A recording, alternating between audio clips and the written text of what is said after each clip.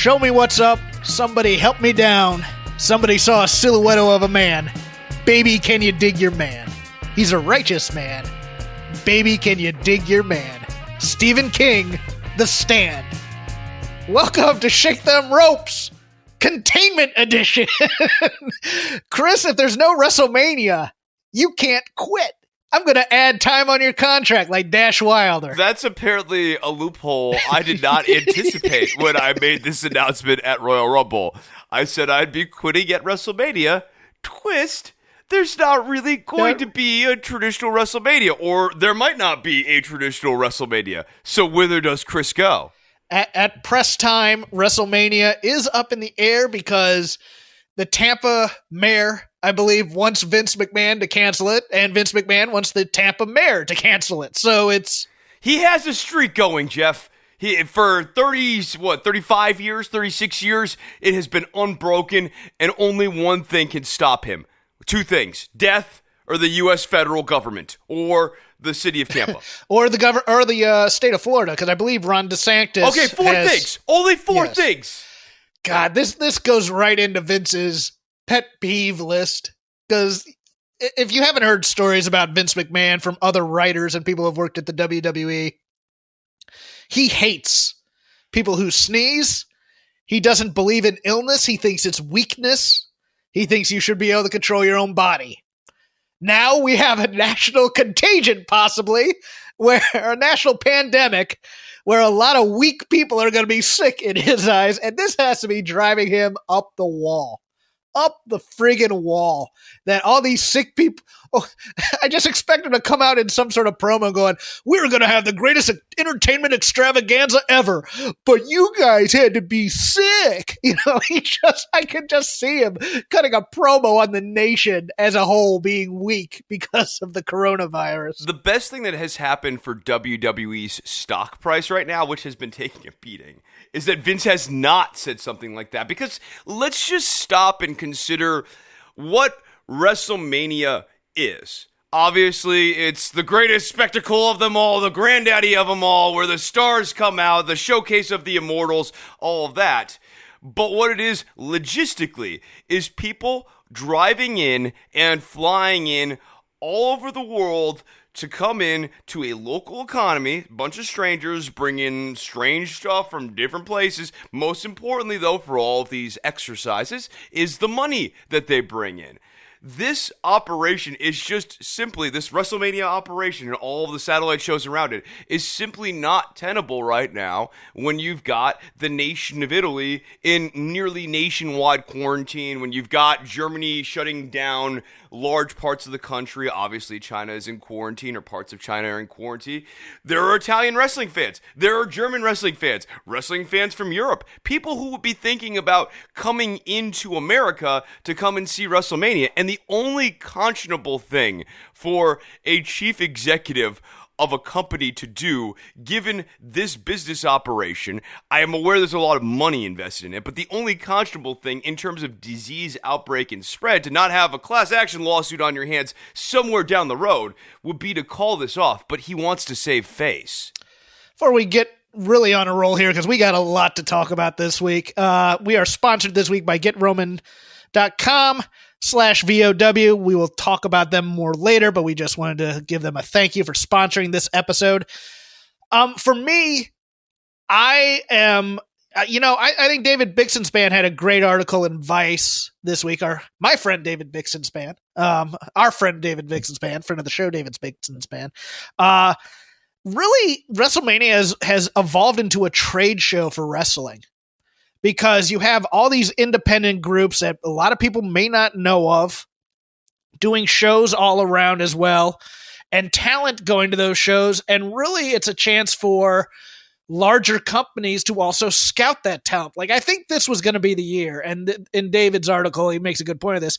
This was really going to be the breakout year, I think, for Chris Dickinson on the indies. He had been in Evolve. He was part of Catchpoint there with Jaka was his tag team partner, I believe. Some of these independent wrestlers will do 8 or 9 shows at a couple $1,000s for a booking fee plus any merchandise they sell. This is really if you're talking about who it's going to hurt, I mean, look, the WWE has TV money. They have Saudi money. They have blood money, if you want to go that far. They got money. Which means they can afford testing, and they can afford the medical resources to be able to run these shows safely, whereas these independent shows, they're really going to be hit by this new price pinch. Well, also, they can afford to cancel or postpone, and they'll probably have the insurance to do it, whereas the independent promoters, look, you're not going to be able to recoup the costs you've already sunk in there. You just can't. I mean, you had to pay for hotel space for WrestleCon or the venue for whatever show you're running, and refunding all those tickets are going to come at a cost as well. This could really hurt something like someone who's been struggling but might be like a mid-size type promotion, like a Ring of Honor.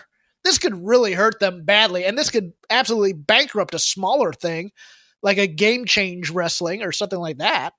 Absolutely. No, I think that if not in the long term, because it's hard to predict, 12 months out here, but at least over the next 2 months, this is going to have a very acute impact on businesses and smaller businesses that involve assembling large audiences in order to drive revenue are going to be very, very hardly hit by this. Yeah, and and here's the other thing with Vince towing the line as to whether to cancel or not, because he really wants to wait this thing through and hopefully put it on. That's really what he wants to do here. He wants to see if this just blows. He's playing with fire on this, Jeff. I mean, we have our thoughts about the way the national news has covered this, but if Vince gets into the camera lens of the national news, one, he'll love it. He'll enjoy being the center of national attention, but he could become a national pariah very, very quickly with a stupid soundbite. Yeah, not just that, but the longer he waits, the longer these other independent shows have to go, hey, we got to make a decision here.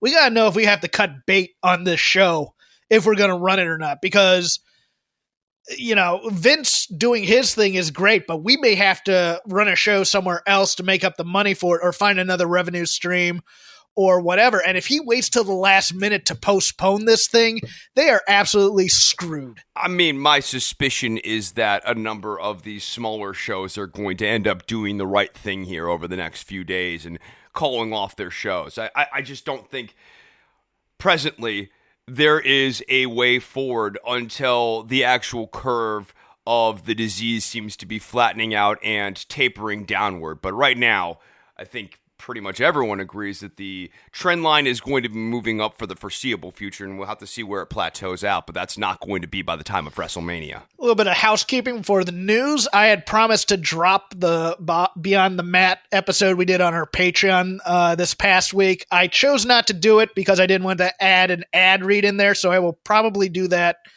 early this week. I figure if... God, Shake Them Ropes are a bunch of liars.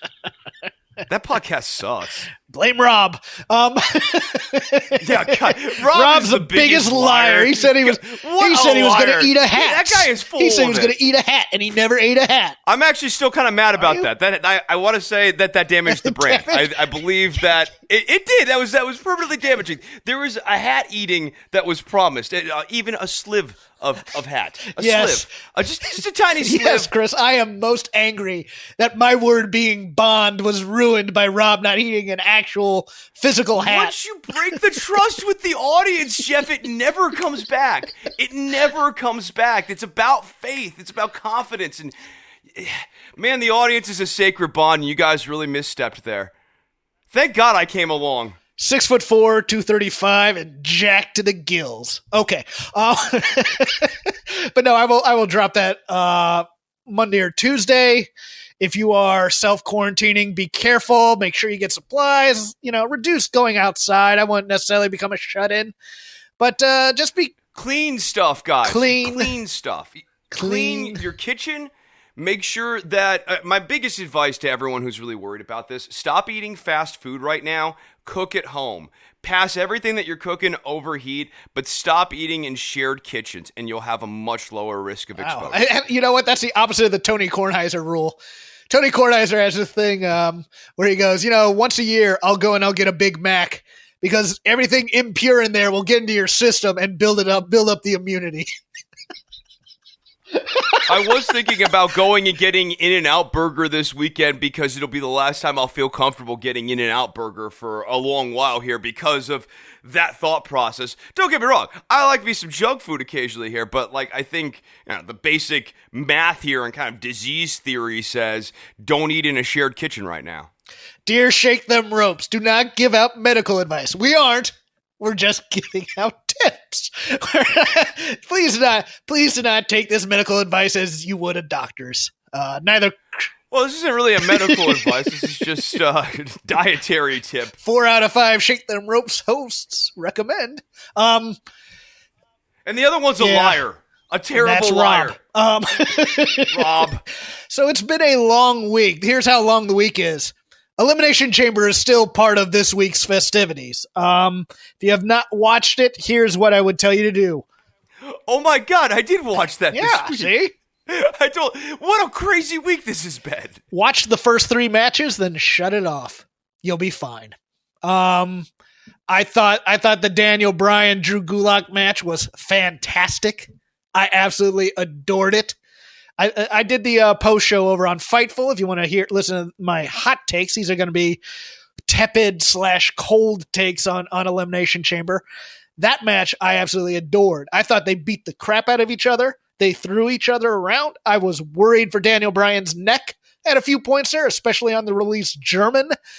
But man, Daniel Bryan has to have something in his contract where he goes, look, I don't need to be top of the card, but you got to let me fantasy book what I want to do. That's what I was thinking is happening with the Sami Zayn, Cesaro, Nakamura, Drew Gulak, Daniel Bryan angle. This seems like these 5 guys' fantasy angle, and they could have divvied up who's the face and the heel any which way. Hell, they might do it. They might swap it around at some point. But those 5 guys, it seems like they create a little island for themselves on the Intercontinental Championship, and I'm really excited. Humberto Carrillo lost to Andrade. Great match. Don't know what the hell they're doing with any of these guys other than we're putting all the Hispanic wrestlers together. But it is beyond being, generic and also low-key racist. It's the same match. It's the same match every damn time. But you have a guy like Angel Garza, and you have a guy like Humberto Carrillo, who you and I both agree, in isolation, Carrillo, tall, good-looking. His moves are crisp. He's got a lot to offer. He is a star-level guy. Angel Garza, similarly, different styles altogether. You're pairing them together, and you're actually adding 2 parts and getting a sum that's less than the total of the individual parts. Yeah, it's and then you add Andrade in there who had been off TV for a month. Another star. Yeah, it's one of those things where it's like, okay, they suspended Andrade, so they brought in Garza, but they still had Carrillo around, but they beat Carrillo and then they let him go away for a couple weeks, and then they bring everybody back, and now they're just kind of rearrange. Oh, and we'll throw in Rey Mysterio in there, who's the only star of the group right now, because that'll rub off on all of them, and none of these guys are getting better crowd reactions. They're all like, oh, here comes flippy-doo crap that's not going to mean anything. And the good guy's going to lose again. That's what this is. They need a similar deal like who we're just talking about, Daniel Bryan, Drew Gulak, Sami Zayn, Cesaro, where these 5 are kind of allowed to come up with a storyline that they're all kind of on board with and have some creative control over. I mean, I think the one potential good thing about SmackDown that we talked about in the past, but it doesn't always come to pass here, obviously, is that Vince is more hands-off with SmackDown, and so it seems like there's a little bit more creative control available to more people. That's what needs to happen. If you're going to keep those 5 together, Zelina and Andrade and Humberto and Angel and Rey Mysterio and occasionally Rey's kid and whoever else they might try to sandwich into there, Cain Velasquez maybe. If you're going to keep them all together, somebody needs to be writing for that angle who gets the stories that need to be told. The tag team match, after some rough spots there by the Lucha House Party, kind of got going. Otis is a star. There's no denying that. He's so fun. He's my lady friend is unsettled by Otis, but he is a star. Just too much man for her. What? There's a lot going on with Otis. It's high energy. I mean, You might say it's high water. That said, my favorite spot was just watching Tucker Knight do a somersault off the top of the pod, because that's a big Tucker boy. Tucker rules. Love him. Tucker is Love awesome. him. I am a huge Tucker Knight fan. As much as we like Otis and he's a charismatic dude, Tucker Knight is a sneaky good wrestler. Yeah, no, and he's been around. I mean, he's part of that Shoot Nation gimmick before. It was him and Dawkins and Chad Gable and I forget who else was in there, but they basically had Jason Jordan was part of that. Yeah, they had all these amateur wrestlers. He went to Arizona State, I believe. And no, I mean, he's athletic as hell. He's great. I love that kid, man. He's but he's the Genetti right now, and that's an issue. I know it really is, because Otis is a powerhouse and he's a fun character. He's a fully formed entity. But I see Tucker Knight and I see what we've got right now, and I still think that there's more room for him to grow. Like, we haven't hit the ceiling with this guy, and he needs room to run. I just don't understand not making the tag team titles part of this story. That's my only. I mean, I didn't mind Miz and Morrison retaining by chicanery and using the no DQ rules and all that. That was fine. But the focus on all this is the Otis Mandy story with Ziggler involved. Why the heck are you not giving one of these teams the belts and then doing that as the Mania story? If you were to guess, on average, how many days people in the U.S. have to wait to see a doctor, what would you say? Americans have to wait around 29 days to see a doctor in major U.S. cities. If you're dealing with a condition like erectile dysfunction, you want treatment as soon as possible. That's why our friends at Roman have spent years building a digital platform that can connect you with a doctor licensed in your state, all from the comfort of home. Roman makes it convenient to get the treatment you need on your schedule. Just grab your phone and computer, complete a free online visit, and you'll hear back from a U.S. licensed physician within 24 hours. And if the doctor decides that treatment is right for you, Roman's Pharmacy can ship your medication to you with free 2-day shipping.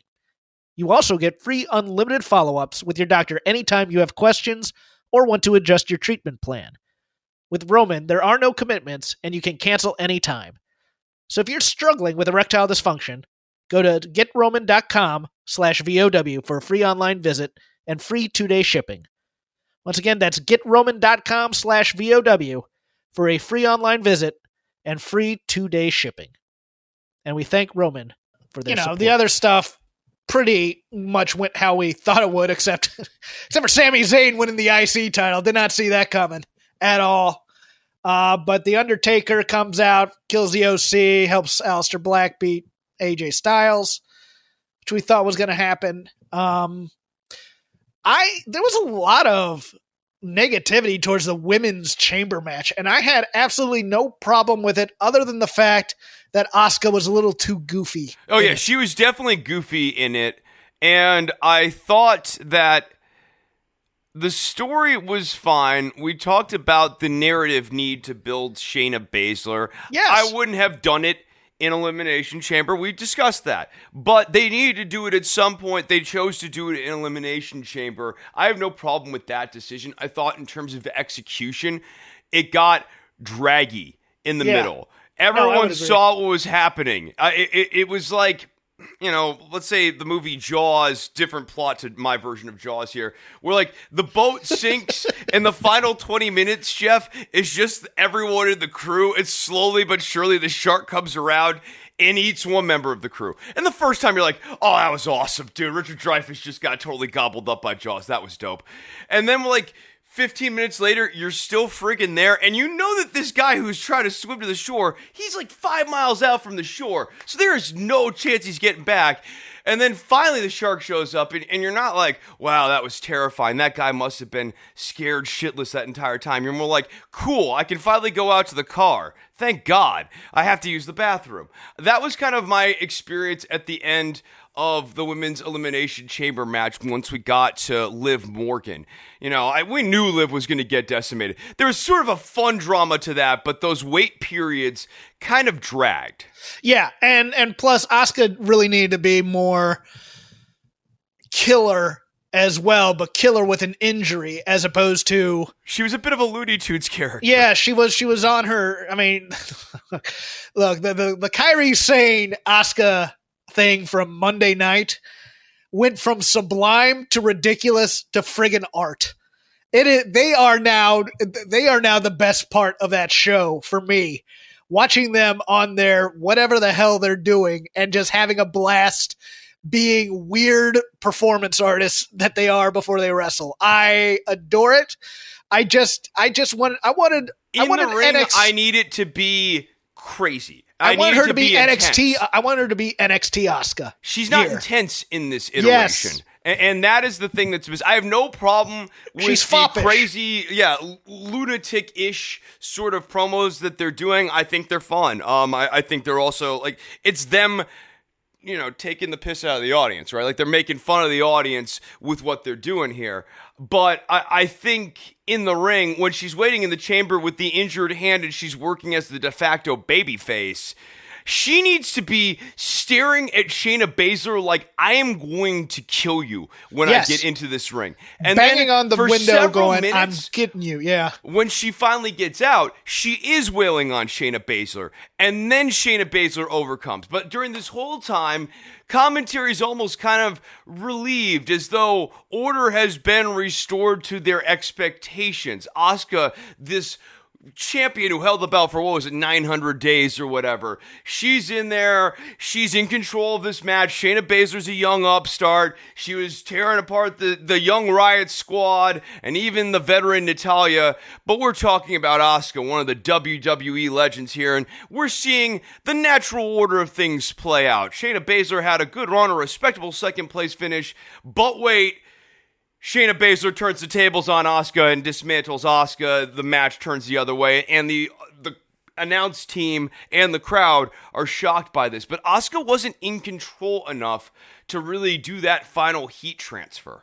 Yeah, what's happened to her is kind of what happened to Shinsuke Nakamura, where Nakamura was a killer, and then they went heavy into the artist known as Shinsuke Nakamura type of stuff, where he had to be more eccentric than killer. It's the exact same thing with Asuka right now. And I still love her to death, but it's a little disappointing to see at times. Yeah, I agree. Rob Gronkowski set to debut on SmackDown next week. Looks to be signing a contract with the WWE. Oh, Mojo Rawley. I feel so bad for you. Zicky Dice is going to file a lawsuit on Mojo Rawley if he keeps dressing like that. Mojo Rawley is the ugly friend everybody talks to get with the hot dude or chick. And I've been there before because I've been that guy. And he's trying so hard. I like Mojo Rawley because the person, Dean, whatever his last name is, he is high achieving. He has an MBA from Maryland. He really, busted his butt on that football team there because they were still in the ACC at the time. I remember him. Hard worker. He's one of those athlete guys who goes, I'm just going to keep working harder and they're going to notice me. And they just keep using him and not doing anything with him. Look, Gronk's probably going to get pushed by beating Mojo at some point, much like they did Riddick Moss, and we'll get into Riddick Moss in a few minutes. But, Gronk's a guy who's had a lot of concussions. He's had a lot of injuries.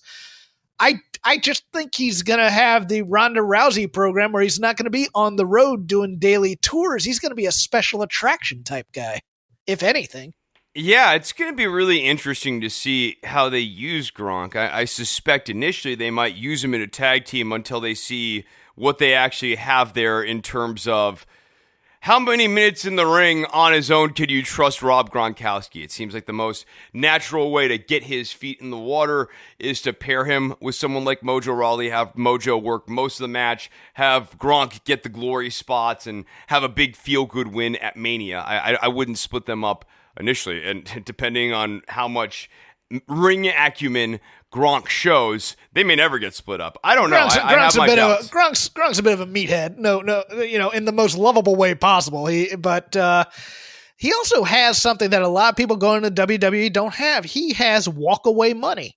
He doesn't need the money from WWE, so you can't hold that against him. If he gets creatively bored or they pull this BS on him, he'll just do what everybody else does who does a couple of shots for him. He'll just walk away and say the heck with you guys. Yes, I think the first time he gets a stoogey booking on Raw or SmackDown where he goes out and has like some BS 4.5-minute match, I think Gronk will be looking at his calendar and his watch and going, okay, all right, interesting. That's what time it is. Razor of the Authors of Pain tore his bicep on this past Monday night's Raw. Don't know what's going to happen with them because it's been their trend when one of the AOP get injured, they take them both off of TV. I think in this situation, you can hide it. You can hide this one. Yeah, I think you can. And I think just giving Seth and Buddy a heavy is fine. Actually, it puts them in a holding pattern, which, given the calendar, might not be the worst thing in the world. You can just kind of hold the narrative arc of this Monday Night Messiah angle. I'm not in love with it, but you don't have to move anything long right now, and they're in a place where you can have most of it just be between Seth and Buddy right now, and have Akam as their heavy who helps them out in matches. So with major events being canceled, we'll get to the TV of this week. Most of the WWE for the week has been at the Performance Center. Both NXT and SmackDown were both from the Performance Center, one with an audience, one without. It's as though they know they can't assemble large crowds, and implicitly they know they have to cancel Mania. Let's put it this way. NXT worked a lot better doing that. We'll get into that as the stronger show in a bit. I got to rant a bit about this SmackDown. I do. I understand that the WWE is under the gun here, that they have to adapt, that they have to improvise a bit here. But you have an opportunity here. I don't know who had to make the call as to whether or not this was a live show or not. If it was Fox, then WWE adapted rather well. If WWE was insistent that they will do live programming no matter what, they're morons. What, you didn't like showing large chunks of Elimination Chamber in the I middle didn't of the mind show? that. I did not mind that. Actually, if it were my call, I would have shown the best of the Elimination Chamber this week and try and come up with a better strategy. I agree with that. Than what they put on here. Yes. Because here is look, kids, I have a performance background, and I have a performance background where I have played shows for just the light guy in improv. I have done stand-up shows for only the bartender while everybody else went out of the room and had a smoke break. I've played for empty houses. Same, but with a guitar in my hand. They absolutely suck to play in front of. I get that. But if you're going to do a studio wrestling show, and Chris, I am here for the studio wrestling boom of 2020. Trust me on this. If AEW comes out and knocks it out of the park, fun. These can be. I think AEW is going to get this, and this is going to really kick WWE. AEW has a lot smarter people who are able to have input on this. Because here is my major issue with this SmackDown show, and if you saw me basically melt down on Twitter about this in a funny way, because I was in convulsions laughing. Chris, they shot the show like they were in a big arena, up until the point where they had the performers doing crowd work. The stopping. Who are we stopping for? Who's getting behind? Even Triple H is making fun of the absurdity of this. He was not always helping. They're cutting promos without looking into the camera. I get that you guys don't normally do that, but you don't have an audience there, but you do have an audience at home of millions watching this thing. Talk to us. Talk to the people who are investing in this weird show that you guys are doing right now, as opposed to pretending that we're going to lose all reality and pretend that this is a major arena where we're all in the seats and look, there's Sasha Banks and Bayley playing to the crowd. Because number one, you're making them look like idiots by doing that. Because here's the thing, Jeff. we know wrestling is fake, right? We're in 2020. What? It's right. It's still real to me too, damn it. But here's the thing that we expect out of our wrestlers, whether you're watching AEW or you're watching Lucha Underground or WWE or New Japan. Within the realm that they're in, inside of the guardrails, it is all real to these characters. These characters are really experiencing this. And for them to be like looking out at non-existent audience and stuff, it breaks kayfabe in a way that is one step further than just we know that they're calling spots in the corner when they lean up into each. This is a different level of breaking kayfabe, and I know where you're going. It makes them look like goobers. Continue. I just really wanted to step in on this. No, Because you it's really fine. feel that with Elimination Chamber. Like, that was sort of my complaint about the Elimination Chamber intersplices. You'd see the show being worked in front of an audience, and it's even more jarring when you're back into the empty house, and even more so when Daniel Bryan and Drew Gulak are doing crowd worky stuff. I mean, they're having a little bit of fun with it, right? But, like, still, you're still experiencing that jarring effect. It goes to Vince McMahon's just absolute sociopathy to me about his product. Because we heard when they're going to SmackDown where they're going to need a more sports-like presentation. Or we're a product that can adapt to any audience at any time, blah, blah, blah, blah. You know what you're going to get every time? Even if there's no audience in there, you're going to get the same product presented the exact same way because he thinks it's superior. And it's just, and here was the worst part. Here was the part that drove me nuts. Nobody else can have fun with this new situation. They have to play it like the straight WWE style in an arena type thing that makes them look like idiots, except for Triple H, who is breaking the fourth wall, who is making comments on it, who is embarrassing Michael Cole. He's embarrassing Michael Cole. He's embarrassing Shinsuke Nakamura when he goes, well, after a promo like that from Shinsuke Nakamura, how can you not have this match? And he's the equivalent of the factory owner's son playing on the assembly line while everybody's still trying to do a job.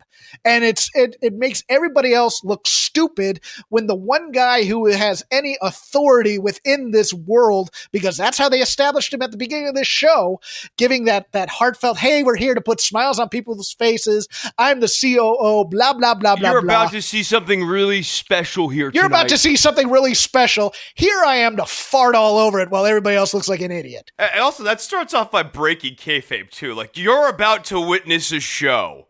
I don't even get to enter into this in the illusion that we're watching a sporting event, which is the thing that right now, more than anything, people are looking for because there isn't sports. Create the illusion of sport. That's what TV wrestling was so good at. Yeah, and look, I'll make a couple more points and I'll back off of this and I'll let you go at it if you'd like. Look, if I was Sasha, Bayley, Daniel Bryan, Drew Gulak, Shinsuke Nakamura, Sami Zayn, Cesaro, Jeff Hardy, or Baron Corbin, I would be furious at Triple H because I flew out here to do a show at risk to my own health in some ways, and you made me look like an idiot on TV. When we're doing our best to wrestle in front of nobody and keep the energy up. And God knows that's hard. I know that's hard. I felt for them so much. And they can pretend like, hey, this is just like practice at the Performance Center when you were here in NXT. All you want. It ain't the same because you still have the pressure of national television on you. If I were them, I'd be fuming. Probably. I don't know. Maybe they're cool with this. Maybe they're just, hey, difficult situation. This is how they handled it. You know, we did what they told us to do. We're fine. Give us our paychecks and let's go. Yeah, I really agree with you on the logistics point. Because to just go a little bit further on that, I think going forward here, until we get a better sense of what the cycle of COVID-19 is going to be, wrestlers are going to need to think about doing more traveling by road when feasible, and not taking flights, which is going to increase travel time. They might have to travel in pairs or something like that to make the driving more manageable. But you're also got to be thinking now about containing yourself as one of these workers, because you want to be able to keep making money. And once you get COVID-19, boom, there goes your money-making days. So I certainly agree with you on that. I think the other thing that you're seeing in this TV wrestling format that really needs to be re-examined by WWE.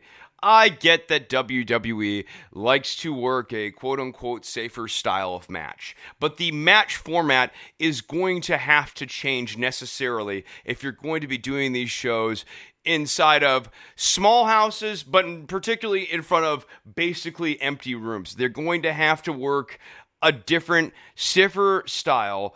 The camera coverage is going to have to come in tighter to make it feel more intimate and more intense. I think you see the talent disparity too. People who have been able to work on the indies and the people who are mostly WWE products. So when you saw Daniel Bryan and Cesaro going at it, that was a satisfying match inside of an empty house, given kind of my issues with the coverage and the fact that you kept seeing empty chairs and that sort of thing. Bring down the damn house lights, guys. Bring down the damn house. What? Why are those up?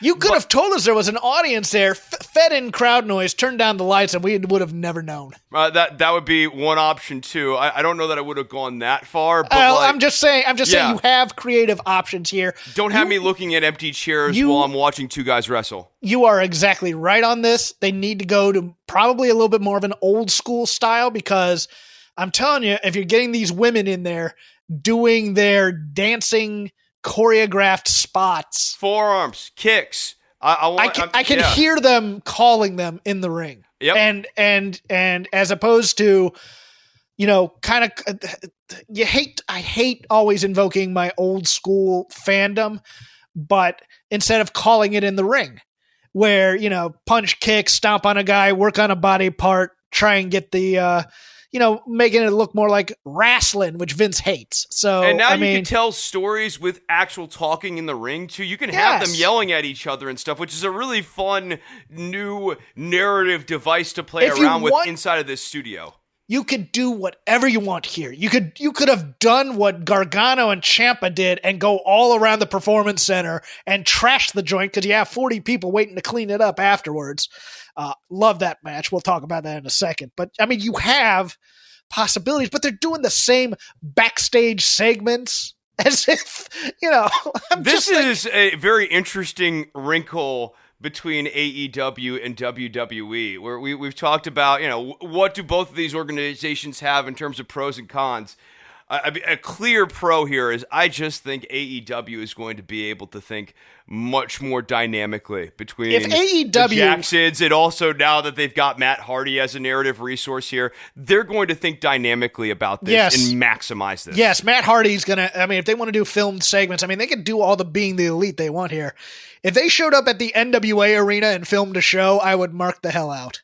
I really would. If they did a show like NWA Power, but for AEW, in between like film vignettes and maybe the best of being the elite, they'd have my heart forever, to be honest with you. But here's the other thing. Whenever I tweet criticizing WWE and I tag SmackDown Live, or I use the tag of whatever show I'm watching, inevitably I get the WWE homers who don't follow me, the apologists.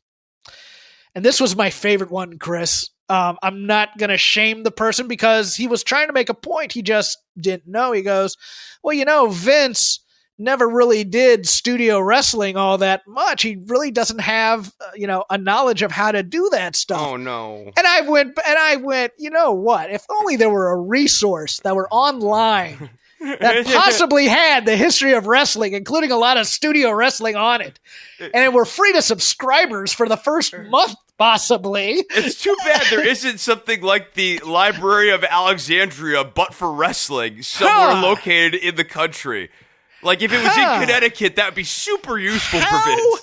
How did these other territories possibly record in these small studios before there were national arena type matches? Gosh, Chris, I wish there was someplace I could go to watch that and learn from it and maybe take some notes and be able to bring that to the production team and go, hey, here's how they did it, as opposed to, say, 48 cuts during a John Cena Bray Wyatt promo where they're just talking to each other.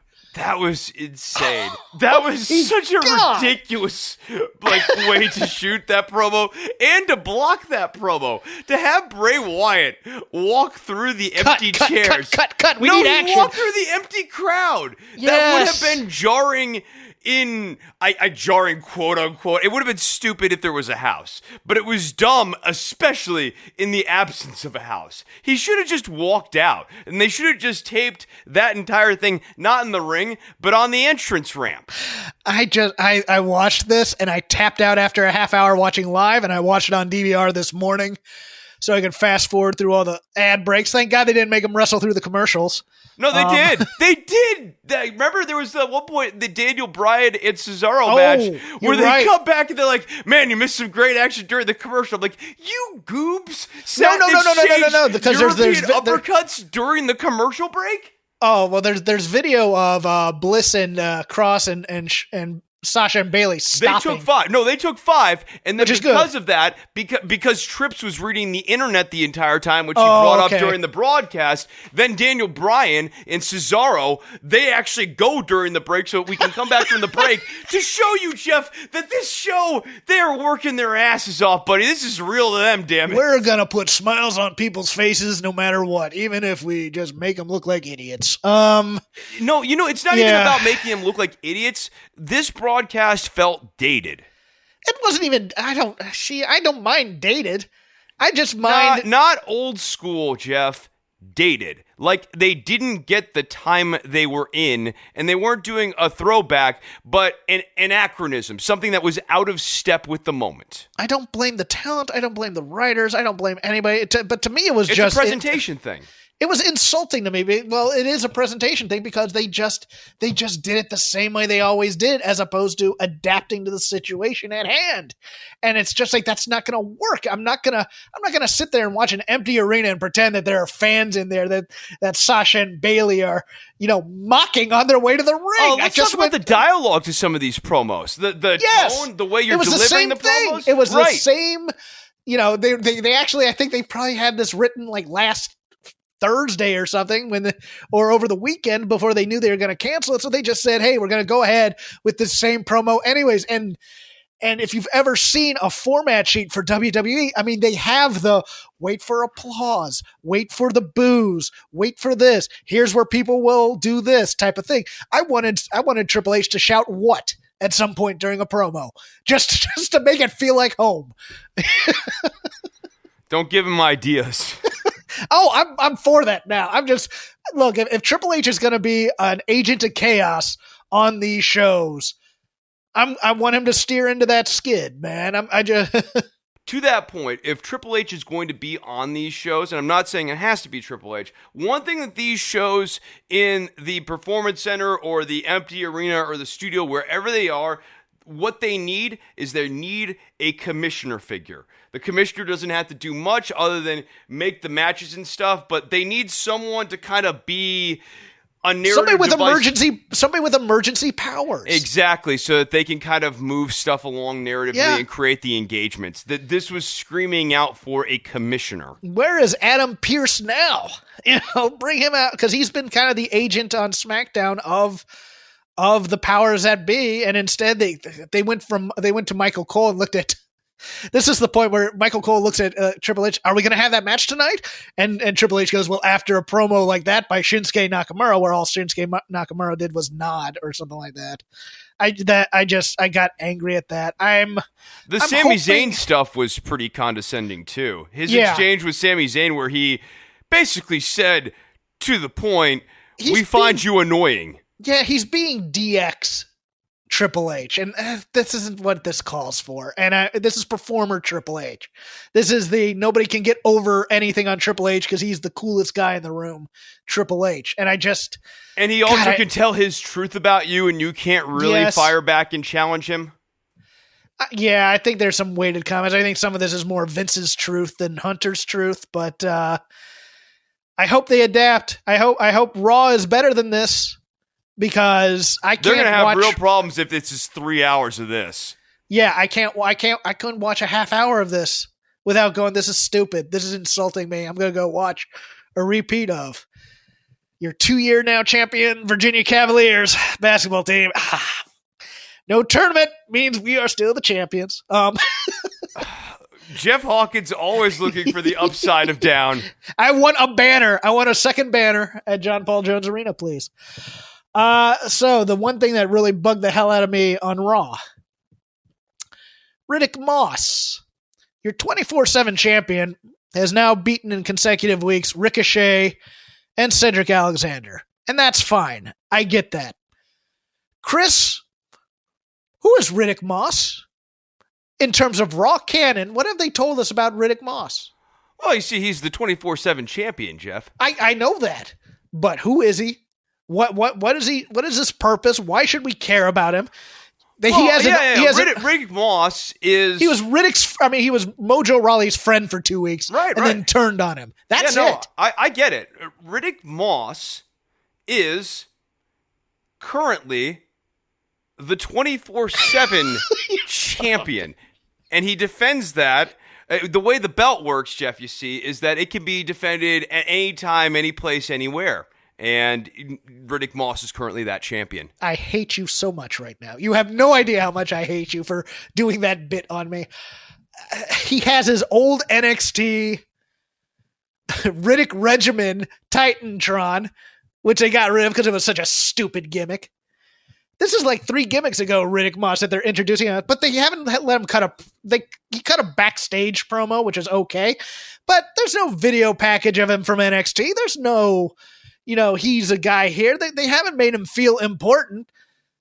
So why in the hell is he getting all these wins when you haven't made him feel important so the crowd doesn't know whether or not to care about him or not? I don't think he's going to be champion much longer, Jeff. I wouldn't beat yourself too much over Riddick Moss. It's storytelling, though. It's like introducing a character halfway through a season, and then he just shows up and he has a couple lines and he walks off and you go, who was that? And we go, well, we don't know.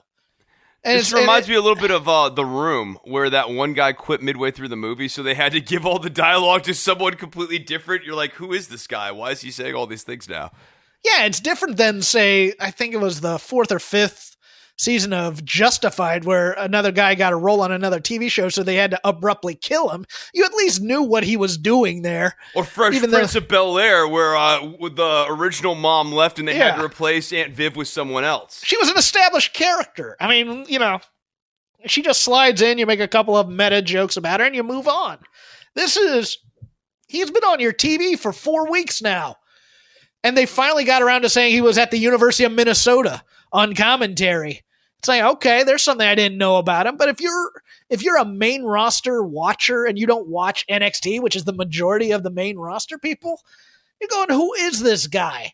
Because we've been watching him for with 4 Riddick weeks. Moss, when you invoke the University of Minnesota thing, it makes me kind of think a little bit, do a Kurt Hennig Mr. Perfect gimmick. And with someone like Riddick Moss, who is not particularly charismatic, this might not be a bad way to go. Have him be the mid-card guy, heel guy on that Mr. Perfect-like streak. See, I'm going to push back a little. I think he has charisma. He just has jock charisma. Sure. I mean, the University of Minnesota, to me, when you say that, I think Shelton Benjamin and Brock Lesnar. And I'm like, hell yeah, give me a stable of those guys. But I'm never going to get it. They just bring it up to give him credibility on the air a little bit. But he doesn't have flashy charisma. He has, I've worked out hard and I'm a great athlete type charisma. Yeah, he's got presence. I wouldn't say he's got charisma. There you go. That's a much better word, much better way to put it. But I'm like, you beat Cedric, you beat Ricochet, because as Vince has fallen out of love with him. Cedric still happy with the paycheck. Ricochet not complaining on Twitter, in fact, trying to mitigate damage on Twitter. So I think it's kind of blown back a bit. But yeah, hey, tell us a story, guys. You guys make movies. Tell me a story about Riddick Moss. Well, they have chances now to make 3-hour epics every week on our television screen, Jeff, and I'm sure they'll deliver. Hey, you know what? You have an entire film company at your disposal and a performance center with lots of venues. Go do what you were doing with NXT 4 years ago when it was basically a media camp for wrestlers where they could just do whatever they want on social media and have a lot of fun with it. Because these guys left to their own devices, if you follow most of them on social media, are creative. They got ideas. Awesome. They're great. They're awesome. And then they get into corporate world, and corporate goes, well, I don't understand why this would appeal to people. And you're just like, oh, God, guys. Talk to Dio Madden. This guy will have some really great ideas during this period. Great. Yeah, no, he is. He's great. And Xavier Woods same idea. Like, here's what I think. And I think this is actually a good idea, kind of germ theory-wise, too. They should start, what we were talking about earlier, Gulak, Daniel Bryan, Nakamura, Cesaro, Sami Zayn. Kind of break those guys off, give them a small little team where they can go and work together. Also kind of contain them so that you don't assemble backstage 50, 100 people every week. You have these smaller teams, which should hopefully kind of contain some of the backstage spread of the disease, which is going to be a shared space here. I think you could do the same thing with Humberto and all of them.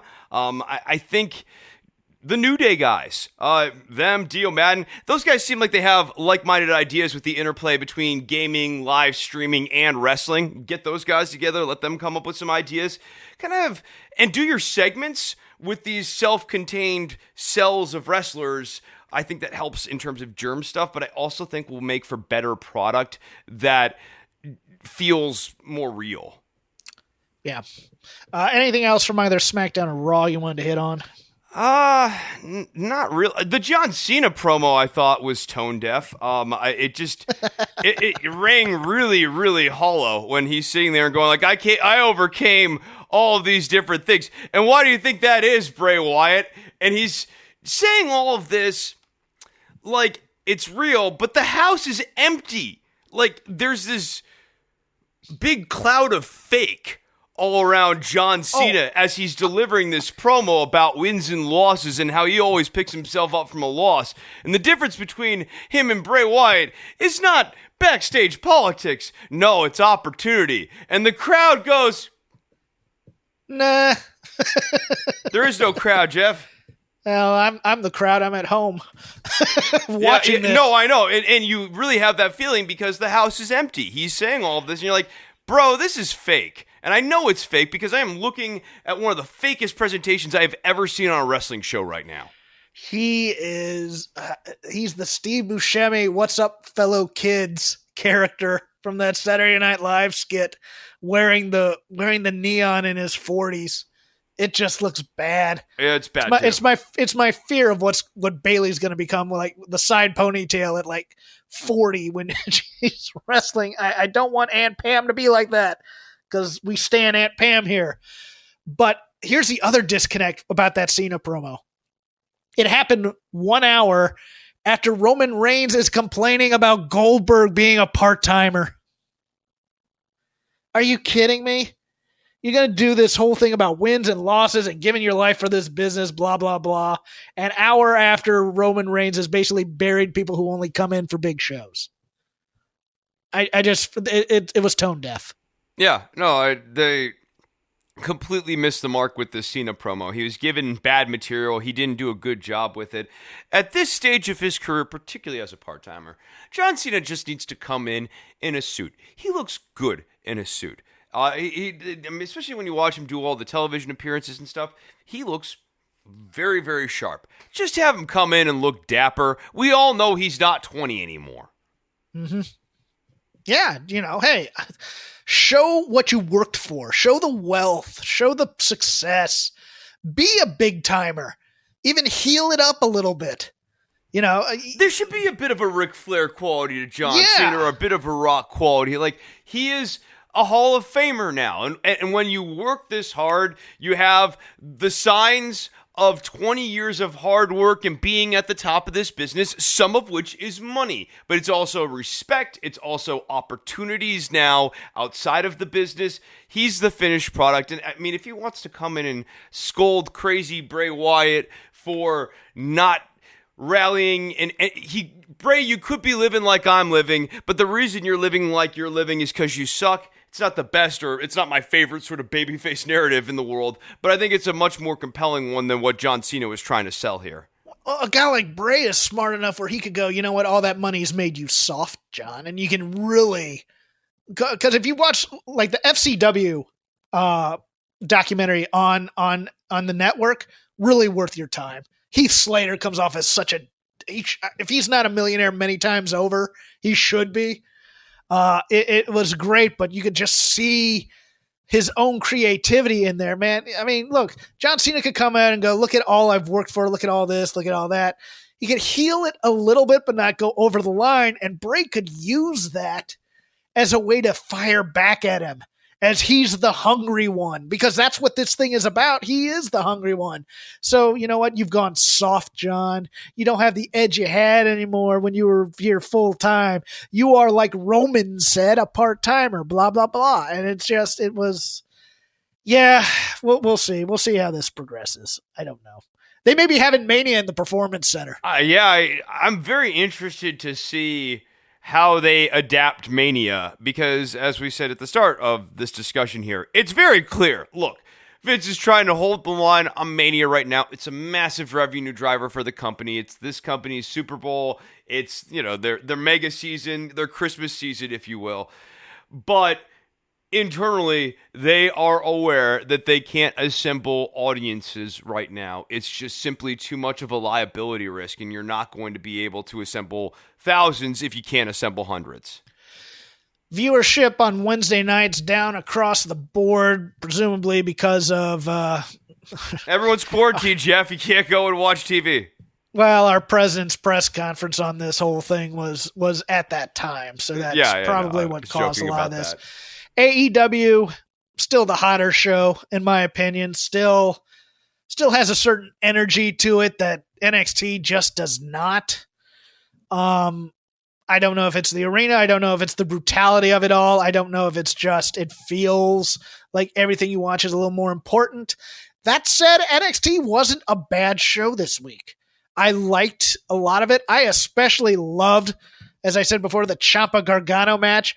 I love that they said, do whatever you want in this place. We got people who will clean it up. So they're putting holes in the wall. They're taking posters off the thing. They're doing exactly what I would think tear apart a studio. That is what I want in studio wrestling. That is what I want in a studio wrestling when you're doing doing this kind of walk around brawl type thing. Vince as opposed got this in the 80s when they did studio wrestling in the 80s. I mean, sometimes it was more troublesome or whatever, but like they understood that part of the joy of watching studio wrestling was the shock of seeing a television studio dismantled on your television screen. Yeah, whenever anybody killed that podium in front of Tony and David on the 605, you just knew it was on. I mean, when Suits from the Back came out there, you knew things had gotten out of hand. So it's like one of those things where you're watching a TV show, but you're also watching violent men of violent means. And I'm like, yeah, I'm all about that. I want the guy walking up to the camera and going, hey, turn it off, no more of this. Convincing though. People coming out from the back, just from all sides, like, whoa, break it up. Hey, turn off the camera, go to commercial. Like if they ever did a spot to memorialize something in history, I really want James Drake coming out of the ring like Bobby Eaton during those Midnight Express squash matches and coming up by him with a guy in a headlock to Tony Schiavone and punching the guy right there as he gets him on the microphone. That's what I want. Zach Gibson could have a lot of fun with this. Grizzled Young Veterans squash match. Drake's working in the ring, and the whole time Gibson's walking back and forth between coaching doing his own Drake commentary and then also yelling at the commentary booth. Yeah, exactly like Cornette used to do back in the day. I am so about that. But yeah, no, I loved this brawl. I adored it. It was just, throwing the weight in the mirror, getting into the meeting room and just messing that up. It felt so real. And that's what I wanted. It felt like, look, this stupid feud has been rerun so many times. The plot is dumb, but the action is good. Yes, it was so good, and I loved every moment of it. This is very much into dumb action movie for me now, and so long as the action is satisfying, I can forgive the unrepentantly stupid dialogue like, I know the reason. You want to know the reason? I don't need to know the reason. I know the reason. Like, No, I don't but, care. like- I don't care what like- the reason is. Just fight. On the main roster, you'd get these promos with who was the champ on SmackDown? The guy from the Canadian Indian guy. I can't remember his name right now. Jinder Mahal. Jinder Mahal. Oh my thank God. you. He was one of the greatest champions in this company's history. I would kill for another Jinder Mahal right now. And you can't even remember his name? You can't even remember his name. I choose to block out his name, I think, probably, but Choose he's up to on remember it. Etch it in your brain. Look, I'm Embrace getting Jinder. old. Do not hinder. Look, it's everything's eating the brain at this point. But Brainworms are real. he's up on the Titantron. Hey, up here. No, you can't do anything about it because I'm up here. Look at me. Those types of promos. Instead, you had Johnny looking at the camera, and Ciampa just goes, "Screw this!" And he walks to the back and finds the room where he's cutting the promo. And I howled when he walked through that door. Johnny's like, "Huh?" That was my best little moment in there. Chris, the trash cans were full of actual trash. They had actual coffee cups in there spilling over the floor. I was like, yes, thank you. It's not just a prop with a bunch of styrofoam in it. It's an actual real working trash can. Oh, come to daddy with this realism and give him a hug. Probably wouldn't use any more real working trash cans for the next couple of months. But I as a general concept, I'm definitely with you. Yeah. Sorry, my phone's ringing in the background. I can't shut it off right now. I liked Keith Lee versus Cameron Grimes. Cameron Grimes. Yeah. I wanted to call him Trevor Lee. I did. I like it. I feel like we're caught a little bit in a loop here with Damian Priest and Cameron Grimes and Dijakovic and I hated twisty thing where Keith sucked. Lee. Yes, I thought that was stupid. It wasn't convincing. It made Keith Lee look dumb. Like a jerk. If you want to turn him heel, I guess that might be what they're doing here. Okay, that's one thing, or maybe they're the baby faces who can't get on the same page or whatever. I don't know. But it made him seem like a jerk, to your point. But even beyond that, a stupid jerk who is not aware of the physical presence difference of Damian Priest and Dominic Dijakovic. I just can't tell the difference with my eyes closed. I couldn't tell. Can't feel the difference, can't see the difference. We replaced Donovan Dijakovic with Folgers crystals. Let's see if he can tell the difference. And Beth tried to put, he couldn't see. Oh, really? So do you just powerbomb any guy in front of you because you can't see?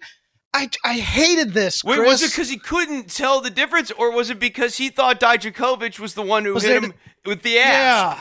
I'm that part of it was also confused, but it doesn't really work in either direction. Who's the guy using the collapsible baton these days? Is it Dijakovic? Yes, no. If he's no, known for that. That's kind of his thing. Yeah, if no, don't power bomb. How about that? It was it was ridiculous after the match. The Mia Yim and Dakota Kai finish was equally as silly. Yes. I don't understand why you're not going to have Why is Dakota Raquel Gonzalez not helping Dakota Kai already? Yeah. She should be getting Dakota Kai decisive wins. Exactly. She's an incompetent bodyguard. Yeah, well, I don't understand why we've reached albatross part of this narrative. It seems to me that Raquel Gonzalez is not really established as asset yet. I don't understand having Tegan in the match, but not Dakota. But I guess Dakota's coming down to ruin it for Tegan. Yes, right. That's why you don't have them both in the match. Yeah, I guess so.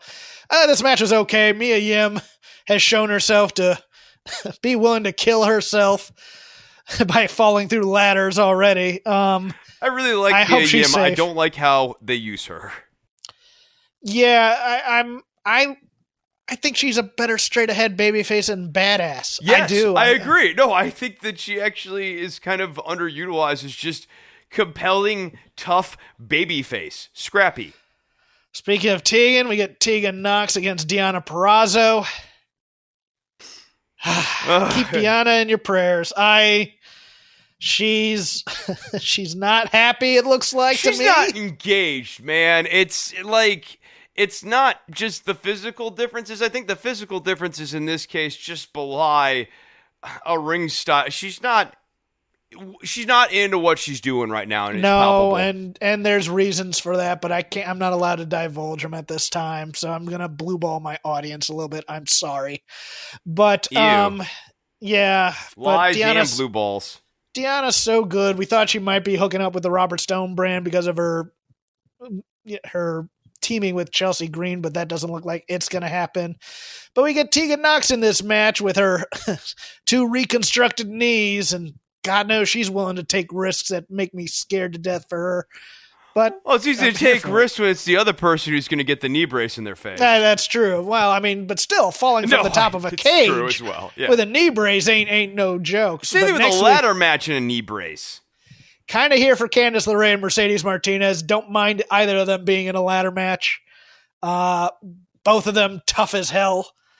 So that'll be an interesting... This ladder match is going to be my most fascinating thing if it comes off, because God knows, who knows if TakeOver is even going to come off either, if Mania's canceled. Yeah, I mean, hey, yeah, that would be a thing, right? I hadn't thought of that until just this moment. Yeah, no, that I mean, they will have to do TakeOver in a studio. Empty arena takeover. Yeah, Bring studio it. takeover. I'm into that. No, I think that studio takeover could be really dope. Other matches of note, Chris. Do you have them in front of you? Yeah, we've got the tag team champions, the Broserweights, going up against the Undisputed Era and retaining their titles. Found the interference a little off-putting because it looked like they were picking a side, and I didn't think they should be. Right, I agree. I think the Grizzled Young Veterans should hate everyone. They should just be miserable bastards from England who hate everybody. I agree with that. I also think if you're starting to downcycle the Undisputed Era, the Grizzled Young Veterans need to occupy that dominant heel space in the tag team division. Yeah, I would agree. And I think they're the guys to do it, to be honest with you. They're kind of nondescript, but they can talk, and that's what you want out of a heel. You don't want them to, you don't want to look at Zach Gibson and go, he's a star in that traditional, like, let's say Tyler Bate way, where, he's young, he's good looking, that sort of thing.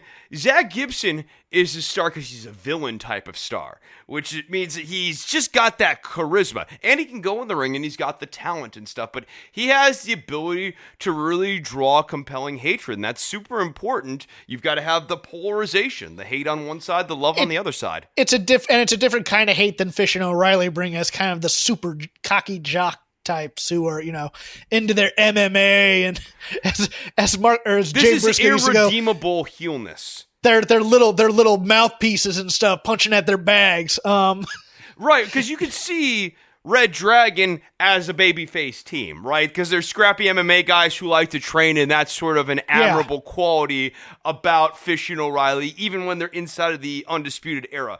Whereas Gibson is like a pure heel. He wants to win, and sure, he works out, and he has all the tools of a regular wrestler, but none of them are presented in even a remotely twistably admirable way. Maybe you could do some sort of love of country angle with Gibson one time for one show, maybe, but his entire character is wonderfully geared for being a pure heel. Yeah, and I think British superiority on an American show, you get the jingoist stuff. I'm fine with it. But there's also that built-in American bias towards thinking all English accents have more authority to them too, which also lends itself to heelishness. Yeah, this is more of a blue-collar British accent, which I also dig, but he's wearing the suit, which makes a cool juxtaposition. Right, and he's condescending too. Yeah. Raul Mendoza got kidnapped, presumably by the former El Hijo del Fantasma, a.k.a. the former King Cuerno from Lucha Underground. He's great if you've never seen him wrestle, guys. He's wonderful. Are we getting watered down Los Ingobernables? Probably. I'm not. Look, I love him, but given how my Lucha Underground boys have been treated on this roster, Jeff, I'm not going into this with high hopes, and I am waiting to be surprised. Look, you give me Andrade, Angel Garza, Carrillo, Mendoza, and King Cuerno, as Los Ingobernables and you let them play it, like play it to the hilt, I'm for it. I just don't have faith that WWE would do that. Much like Broken Matt Hardy was never played up to the full hilt, even though they had the rights to the Broken Universe that whole time. I think it's going to be another one of these, hey, let's put the Hispanic wrestlers together. Yep. They're going to be a unit, but they're not going to be really all that serious. Even though I love Mendoza and I love... the one possible hope here is you move all these guys over to 205 Live and really have them be the dominant faction on 205 Live. So 205 Live is kind of like their show. They're the dominant heel brand. Because 205 Live, when it has worked as a product and has been good and watchable wrestling, it has worked with a dominant heel or dominant heel stable kind of as the overarching plot device. It's going to do it. We're going to see how WWE reacts to all this pandemic scare and possibly damage done, because we don't know yet what's going to happen. Stay safe out there. We once again thank Roman. Go to getroman.com/VOW. At Chris Novembrino is where you can find me on Twitter. Don'tWorry.tv is the home of the greatest political podcast. Go and subscribe. It looks like I'll be hanging out here on Voices of Wrestling, but it's still a great time to go and check out Don't Worry About the Government, and maybe check out patreon.com/DWATG as well. My other show is called the All in the Family Podcast. We just dropped 4 new episodes, so if you want to play catch up on the All in the Family Podcast, you can absolutely do that. And of course, I'll be back here covering the return and the rise of studio wrestling and whatever comes next, because, as the Chinese proverb says, may you live in interesting times.